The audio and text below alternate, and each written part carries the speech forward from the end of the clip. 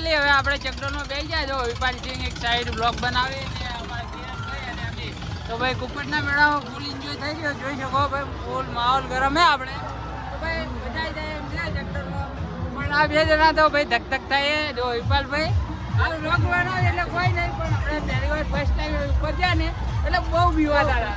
તો હવે તો એન્જોય થઈ જાય. ખુશ પણ ખુશ થઈ જાય. હવે તો જો પેલી આપણે રેલગાડી જાય એટલે કેટલો મસ્ત વ્યૂ. જો આપણા ઘરે આઈફોન 16 કે 17 હોય તો બહુ મસ્ત રેલગાડીનો સીન આવે તો તમને બતાવું. ઉપર જાય તો આપણે રેલગાડીનો તમને સીન બતાવું.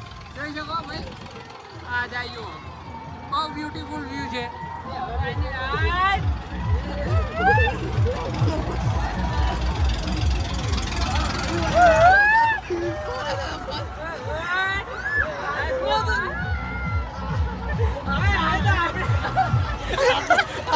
વિપાલભાઈ ની હાલત